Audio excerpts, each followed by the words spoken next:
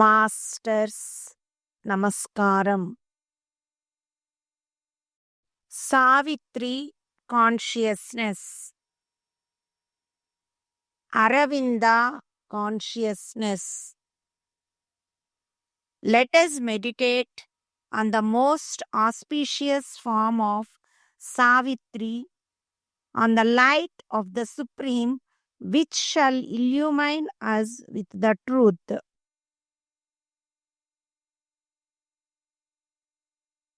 Ring in Purna Prana Supply Adjustment. Andhra Mahasavitri 16వ అధ్యాయం సంగమం. సావిత్రిని చూచి సత్యవంతుడు వినసుడైనాడు. ఆమె మానవ రూపం ధరించి వచ్చిన అప్సరసగా భావించాడు. ఆమెకు ఆతిథ్యం ఇవ్వడం తన ధర్మం. అందుకే అన్నాడు, దేవి, దాపుననే మా తండ్రి గారి ఆశ్రమం ఉన్నది. నీవు విశ్రమించడానికి అనువైన తావు అది. సావిత్రి తనను పరిచయం చేసుకుంది.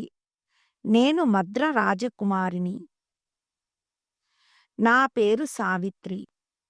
మీరెవరు అని ప్రశ్నించింది. సత్యవంతుడు తనను పరిచయం చేసుకున్నాడు. నా పేరు సత్యవంతుడు. సాల్వ ప్రభువైన ద్యుమత్సేనుని కుమారుడను. మా తండ్రి గారు రాజ్యాన్ని దృష్టిని కోల్పోయి అరణ్యవాసం చేస్తున్నారు. ఆ కారణంగా సత్యవంతుడు అరణ్యంలో తపస్సు చేసుకుంటూ తల్లిదండ్రులకు సేవ చేస్తూ గడుపుతున్నాడు. మిగిలిన తాపసులతో కలిసి బ్రహ్మాన్ని అన్వేషిస్తున్నాడు. అజ్ఞానం, నైరాస్యం, మృత్యువు అతనిని వదలడం లేదు. సావిత్రి తన సహచరి అయితే తను లక్ష్యం సాధించవచ్చు ననుకున్నాడు. ఆమె తొలి సందర్శనంతోనే తనలోని నైరాస్యం తొలగింది. సావిత్రి సత్యవంతుని చూడగానే తన అన్వేషణ పూర్తి అయిన అనుభూతి చెందింది. సత్యవంతుడు ఆమెను తమ ఆశ్రమానికి తీసుకువెళ్ళాడు. ఆమె ఒకసారి తన తల్లిదండ్రులను దర్శించి వారి ఆశీస్సులు పొంది వస్తానని బయలుదేరింది. గతమంతా నైరాస్యం, నిర్వేదం, నిశ్శబ్దం. వాస్తవంలో ఆశ, అన్వేషణ, తెలిసిన మరచిపోయిన అనుబంధాలు, ఆత్మీయతలు, కాలం పరచిన రహదారిలో ఆత్మల సహవాసం, ఇరువురిలో గుండె బరువు, రహస్యపు ఒత్తిళ్ళు, చైతన్యం పొర చిరిగిన శబ్దం, నిశ్శబ్దంలో ఒకరినొకరు ఎన్నడో ఎరిగిన గుర్తింపు, హెచ్చరిక, తొట్రుపాటులో తొందరపాటు, తొలి సమాగమ మాధుర్యం, తొలి దర్శనంలోనే విధి ముద్ర. ఒక జీవి మరొక జీవి కలయికను ఆశించినప్పుడు బాహ్య వివేకాన్ని, భౌతిక ప్రజ్ఞను చీల్చుకొని అంతర్ప్రజ్ఞ స్పందన పనిచేస్తుంది. మాటల కోసం పెదవులు ఆరాటపడతాయి, కళ్ళు పలకరించుకుంటాయి. సంభాషణ అవసరం ఉండదు. భౌతిక బంధనాలను ప్రజ్ఞ ఛేదించి వేస్తుంది. అది వారు కలుసుకున్న ముహూర్త బలం. ఆంతర్యంలో పరస్పరం గుర్తించుకున్నారు. విస్మృతి తొలగిపోయింది. నీవే నేను, నేనే నీవు, త్వమేవాహం అనుకున్నారు. మొదట సత్యవంతుడే పెదవి విప్పి పలకరించాడు. కాలాన్ని అధిగమించి నీవు నా కొరకు అవతరించావు. నీ దర్శనం నా హృదయంలో బ్రహ్మానందాన్ని నింపినట్లయింది. నీవు అచ్చరణవా, దేవతవా, మానవకాంతవా నాకు తెలియడం లేదు. ఈ లోకపు అవధుల్ని దాటి నీ ఆత్మ నన్ను పలకరించింది. నా ఆత్మ పరవశిస్తున్నది. నీ చూపుతో, రూపుతో భౌతిక స్పృహను సైతం కోల్పోతున్నాను. మానవ ప్రపంచంలో నిన్ను ఏ పేరుతో సంభావించాలి? నీ శుభనామం ఏది? నాకు పరిపూర్ణత కలిగించడానికై నీవు ఎప్పుడు అవతరించావు దేవి? నీ ప్రకాశనం వేసవిని మించింది. నీ సౌకుమార్యం కుసుమాన్ని మించింది. నా ఏకాంత జీవిత సరిహద్దులు దాటి లోపలకు వచ్చావు. సూర్యకాంతివై, స్వర్ణకాంతివై వచ్చావు. మీ దేవతలందరూ మా మానవులకు సన్నిహితులే దేవి. నా ఆత్మ రాత్రింబవళ్ళు ఇంతకాలం దేనికోసమో అన్వేషిస్తూ ఉంది. అది నీకోసమేనేమో. అనేక అద్భుతాలను చూచాను. ఏ శక్తుల్ని ఈ లోకం నా నుండి మరుగుపరచలేదు. నేను ఇంతకాలం ప్రపంచంలో తిరుగుతున్న భౌతిక విషయాలలో తలమునకలైన నేనెన్నడూ బాహ్య రూపాలకు బంధీని కాలేదు. అలౌకిక విషయాలలోనే భగవంతుని దర్శించడం నేర్చుకున్నాను. ఆకాశంలో వెలుగు పరదాల మాటున నీ కమనీయ రూపాన్ని అంతర్దృష్టితో దర్శించాను. తొలి సంధ్యలో కాంతి సోపానాలు అధిరోహిస్తూ వెచ్చని ఉషస్సును మత్తుగా అనుభవించాను. అపరాహ్న వేళ సూర్యతాపానికి పగిలిన నేలపై రగిలే మంటల్ని రుచిచూచాను. అర్ధరాత్రి ప్రశాంతంగా రోదసిలో పరచుకున్న వెన్నెలలో నీకోసం పరుగులు తీశాను. ప్రతీక్షించాను. అనంతంలోకి సాగిపోయే తారల్ని తీరాల వరకు వెంబడించాను.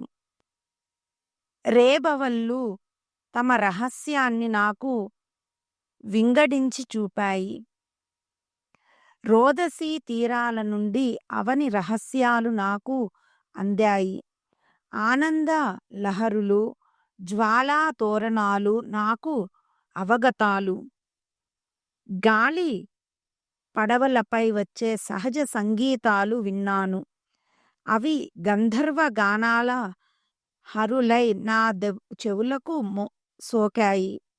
సరోవర నీరాలలో జలకాలాడే వనకన్యలను చూచాను. తమ వెంటపడే ప్రియుల్ని పిల్లగాలులు నాకు చూపించాయి. 1000 కిరణాల కాంతి మందిరంలో ప్రచండ రవి కుమారుల్ని చూచాను. ఈ వాతావరణానికి ఆవల దివ్య ఉషస్సు నుండి నీ రథం కదలి వచ్చిందని, నా మనోరథం నెరవేరునున్నదని నా మనస్సు హెచ్చరిస్తున్నది. నా హృదయం చెబుతున్నది.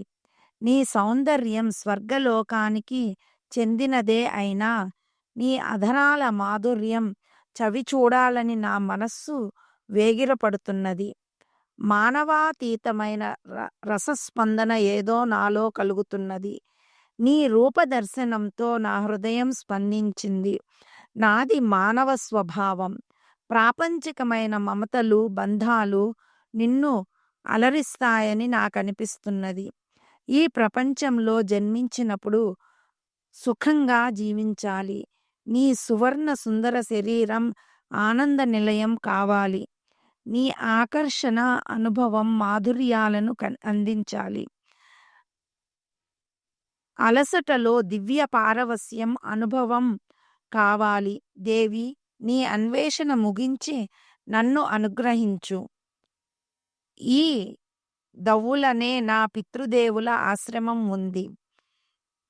ఈ మహావృక్షాల చాటున అది బయటకు కనిపించదు.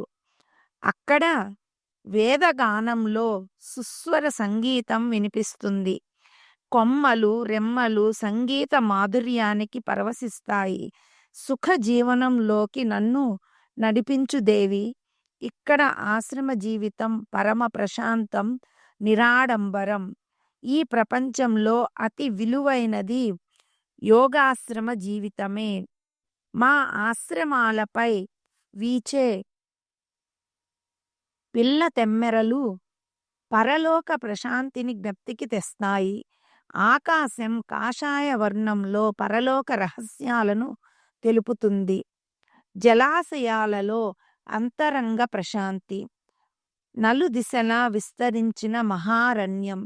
కాలాన్ని తమ కౌగిళ్లలో బంధించిన వనదేవతలు కాలాతీత సౌందర్యానికి ప్రతీకలుగా నిలుస్తారు. బంగారు ఉషోదయ కాంతులు మా ఆశ్రమాలకు వెలుగులు. ఈ ప్రశాంత వాతావరణం దేవి నీవు సేద తీరడానికి అనువైనది, అనుకూలమైనది. సత్యస్వరం ఇంకా వినాలనిపిస్తున్నది. ఆత్రంగా ఆగి పారవస్యపు మత్తు నుండి విడివడి నెమ్మదిగా పలికింది సావిత్రి. నన్ను సావిత్రి అంటారు. మద్ర రాజు కుమారిని. మీరెవరు? మీ శుభనామం ఏది? ఏ క్షేత్రాన్ని పునీతం చేసిన మీ వంశవృక్షం ఏది? ఏ కొమ్మ పుణ్యం చేసుకుని పూచిన పుష్పం మీరు? యవ్వనం అనుభవించవలసిన సుఖభోగాలు వదలి ఈ నిర్జనారణ్యంలో ఉంటున్న కారణం? నిర్మానుష్యమైన ఈ భయంకర అరణ్యంలో ఆత్మసాక్షిగా ఒంటరి జీవితానికి హేతువు. నాగరికతకు దూరంగా నిశ్శబ్దంగా నెలకొన్న నట్టడివి జీవితం మీకు ఎందుకు? సావిత్రి సందేహాలకు సత్యవంతుడు ఇలా సమాధానం చెప్పాడు. ప్రపంచాన్ని, జీవితాన్ని స్పష్టంగా, సవ్యంగా చూడగల దృష్టి ఉన్నప్పుడు సాల్వ వంశజుడైన ద్యుమత్సేన ప్రభువు ఈ కొండలకు ఆవలనున్న విశాల సామ్రాజ్యానికి ప్రభువు. ఆ రోజులలో జీవితమే స్వర్గం, ఎల్లెడలా సంతోషం. దక్షిణ పథాన్ని స్వర్గధామంగా మార్చిన రోజులవి. కాని విధి వక్రించింది. ఆయన బ్రతుకు బాటలలో చీకట్లు క్రమ్మాయి. దేవతల అనుగ్రహం దూరమైంది. ఇచ్చిన వరాలను ఉపసంహరించుకున్నారు. ఆయన కళ్ళలోని తేజస్సు తొలగించారు. జగన్మాత అనుగ్రహం ఆయనకు లేకుండా పోయింది. దృశ్య ప్రపంచానికి దూరమైనాడు. చూడగల వారి చూపుకు అంధుడైనాడు. ఆయనకు ఇప్పుడున్నవి రెండూ ఏకాంతాలే. ఒకటి అంతరంగం, అది ఎప్పుడూ ఏకాంతమే. రెండవది ఈ మహారణ్య మధ్యన ఒంటరితనం. ఆయన కుమారుణ్ణి నేను. నా పేరు సత్యవంతుడు. ఇక్కడ ఏకాంతంగా ఉన్న నాకు నీ ఉనికి తెలియదు. ఆధ్యాత్మిక శిఖరాలపైన తిష్ఠవేసిన నన్ను ఏ ప్రాపంచిక అలజడులు కలవరపరచవు. ఈ నిశ్శబ్ద ప్రపంచమే నాకు రక్ష. సంపదలు పోతే తిరిగి పొందవచ్చు, కానీ ఆధ్యాత్మికంగా పతనం చెందిన వారిని ఉద్ధరించడం అసాధ్యం. అలౌకిక సామ్రాజ్యానికి నేను అధిపతిని. ఇది నా స్వరాజ్యం. నేను స్వతంత్రుడను. నిర్మోహత్వంలో నేను భగవంతుని దర్శించగలుగుతున్నాను. ఆ జగన్మాత మనోమయ మందిరాలలో నేను స్వేచ్ఛగా తిరుగుతున్నాను. జగన్మాతను దర్శిస్తున్నాను. అమ్మ మందిరంలో ఆత్మ సోదరులతో చెలిమి చేశాను. సత్యలోక సుఖాలన్నీ అనుభవించాను. సూర్యకాంతి నా ఫాలభాగాన్ని ముద్దాడింది. రాత్రివేళ చంద్రికలు నన్ను చల్లగా తమ ఒడిలోకి తీసుకుని నిద్రపుచ్చుతాయి. ఈ ప్రపంచంలో అన్ని ఉషస్సులు నావే. ప్రతి ఉషస్సు నేనే. ఈ వన సౌందర్యం వదలలేక ఎండలో వానలో తిరుగుతుంటాను. విశ్వవానికి నేను తొలి శ్రోతను. నా ఆత్మ అసంతృప్తి ఎరగదు. మనిషి పుట్టుక దైవ సంకల్పమని, సుఖ దుఃఖాలు జీవికి సహజమని నన్ను ఈ ప్రపంచంలోకి పంపకముందే నా అంతరంగం స్పష్టంగా నాకు తెలియచేసింది.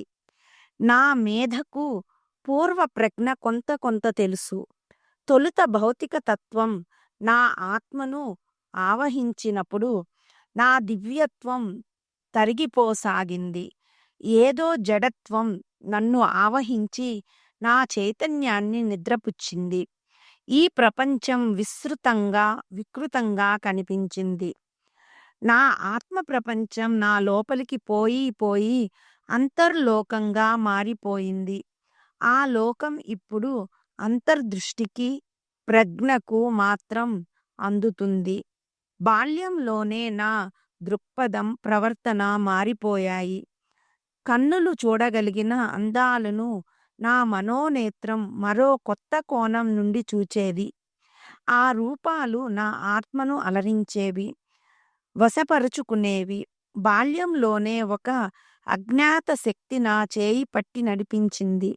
నాకు తెలియని చిత్రాలు, రూపాలు నా కళ్ళలో కదిలేవి. అవి చెరగని ముద్రలుగా నా మనస్సులో నిలిచిపోయాయి. నా చిన్ననాటి నేస్తాలందరూ దివ్య సుందరులే. ఆశ్రమ భూములలో నా జీవితం ఆనందంగా సాగుతున్నది. నాలో అనేక కొత్త ద్వారాలను తెరచి కొత్త లోకాలను చూపింది. సంధ్యవేళ సంచరించే హరిణాలు నాకిష్టం. చీకటి సరస్సులో చేపల వలె మెరిసే తారకులు నాకిష్టం. అవి పరమాత్మ దివ్య నేత్రాల పిస్తాయి. సరోవరాలలో విహరించే రాయంచలు నా కళ్ళలో కదలాడే దివ్య రోచిస్సులు. పవనుని ప్రేమ స్పర్శకు వజవజ వనికే పత్రాలు, అనంత సీమలలో ఉద్భవించే మారుతాలు నా అంతరంగానికి పరిచయాలు. అక్కడ తరులు, గిరులు భగవద్భావనలు వలె నిశ్చలంగా ఉంటాయి. అక్కడ సీతాకోక చిలుకలు చైతన్య పుష్పాలు. చిత్ర విచిత్ర విన్యాసాలు చేసే పక్షుల సమూహాలు, పురివిప్పి నాట్యం చేసే మయూరాలు అన్నీ నా మనోఫలకంపై ఎప్పుడూ కనిపిస్తుంటాయి. అక్కడ రాళ్లలో, చెట్లలో నా ప్రతిరూపాన్ని చూచుకుంటాను. ఆ ప్రశాంత వాతావరణంలో ప్రణవనాదం వినిపిస్తుంది. పరమాత్మ సందేశాలకు అది సంకేతమేమో. ప్రకృతి నాదాలలో పరమాత్మ స్వరాన్ని వినగలను. ఏదో ఒక స్పర్శానందం, ఒక వలపు పిలుపు నన్ను మేల్కొల్పుతుంది. కానీ పరమాత్మ రూపం అరూపంగానే ఉంటుంది. పరమాత్మ పాదాలను నా చేతులతో బంధించలేను. కానీ మానవులలో పరమాత్మ ప్రతిరూపాన్ని చూడగలను. అవి అణువులుగా మనగలుగుతున్నాయి. ప్రతి మనిషి తన కోసం తానుగా జీవిస్తున్నాడు. తక్కిన వారితో తాత్కాలిక బంధాలు ఏర్పరుచుకుంటున్నాడు. కానీ తన లోపలి తనను అన్వేషించడం లేదు. ప్రాపంచికమైన సుఖ దుఃఖాలకు తలవంచి బ్రతుకుతున్నాడు తప్ప తనలోని పరమాత్మకు తల వంచి నమస్కరించడం లేదు. తన ఆత్మను గుర్తించడం లేదు. నేను ప్రకృతిలో శృతి కలిపి తారలతో కలిసి పాడాను. అర్ధరాత్రి సమయాల్లో భగభగ మండే అగ్నిగోళాలు చూచాను. జ్యోతిర్మండలం నుండి ప్రసరించే తేజస్సును జగన్మాతగా గుర్తించాను.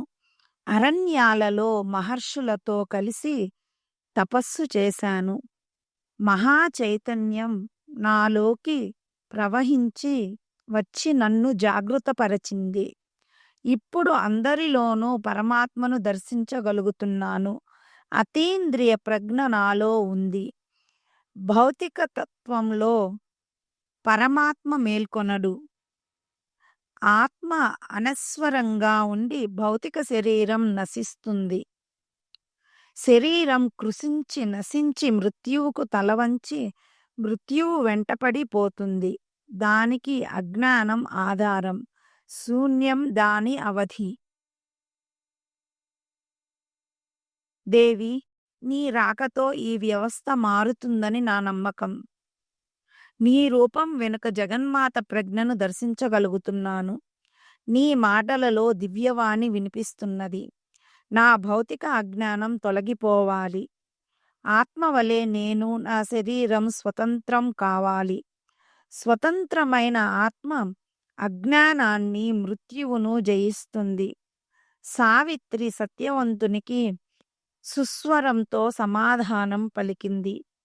సత్య, మీ సుమధుర స్వరం ఇంకా ఇంకా వినాలనిపిస్తున్నది. మీ అంతరంగం, ఆంతర్యం నన్ను తెలుసుకోనివ్వు. మనం ఒకే ఆత్మగా చాలా కాలం నుండి కలిసి జీవించామని నాకు తెలుసు. ఒక ప్రజ్ఞాకిరణం నాలో ప్రవేశించే వరకు, భౌతికంగా నిన్ను నేను సంపూర్ణంగా అర్థం చేసుకునే వరకు, నాలోని మృత్యురాహిత్య స్థితికి చేరుకునే వరకు చెప్పు. ఈ ప్రపంచంలో జీవిస్తున్న మనుషులలో, రూపాలలో శూన్యాలకు ఆవల ఎక్కడో నా ఆత్మ అన్వేషిస్తున్నది నిన్నేనని, ఆ వ్యక్తివి నీవేనని అనిపిస్తున్నది. సావిత్రి సుస్వర తరంగాలు అతని గుండె లోతులను తట్టి లేపినట్లయింది. ఓ సువర్ణ సుందరి, మాటలకు అందని ఎన్నో విషయాలను నీకు విన్నవించుకోవాలని ఉంది. నీవు నా నుండి గ్రహించగలిగినదంతా అనిర్వాచ్యమే. అంతా ప్రేమ స్పర్శతో వ్యక్తం కావలసిందే, అలా గ్రహించవలసిందే. దేవతల కారుణ్యం జాలువారిన మధుర క్షణాన నీ సాన్నిహిత్యం నా జీవితానికి కొత్త ఆశలు తొడిగింది, కొత్త రూపులు దిద్దింది. నేను ఇంతకాలం నిరీక్షిస్తున్నది ఈ సుముహూర్తం కోసమేనని నాకు తెలుసు. ఈ మధుర సంగమం కొరకేనని తెలుసు. నా జీవితానికి అర్థం కోసం తిరిగి చూస్తే పరమార్థం ఇదేనని ఇప్పుడు తెలుస్తున్నది. ఈ భూమిపైన నా ఆత్మ ఇంతకాలంగా నీకై నిరీక్షిస్తున్నది. ఇంతకాలం నేను అందరిలా జీవించాను, అందరిలా కష్టపడ్డాను, నష్టపోయాను. కేవలం ఒక మనిషిగా జీవించాను. ప్రతి మనిషిలో పూర్వ సంస్కారాలు అంతరంగంలో కదులుతూ తదనుగుణంగా ప్రవర్తింపచేస్తుంటాయి. రూపొందవలసిన ఒక సత్యం మనిషి మదిలో అరూపంగా ఉంటుంది. లక్ష్యసిద్ధికి ఔన్నత్యం తోడుపడాలి. భౌతిక రూపాలలో జీవం కానిదేదో అస్పష్టంగా తోస్తుంది. అది సజీవ రూపంగా మారాలి. భావదీప్తిలో ఆ రహస్యానికై నాలో వెతుకుతున్నాను. భాష కందని రీతిలో అది మినుకుమని మెరిసింది. కనిపించి కనిపించని దాని కొరకై తప్పటడుగులు వేశాను. నా ఆత్మ హెచ్చరించింది. పరమాత్మ నా గమ్యం నిర్దేశించింది. అయినా సత్యపథాన నడక సాగించలేకపోయాను. కనిపించని రూపాన్ని మనసులో బంధించాలని వ్యర్థంగా ప్రయత్నించాను.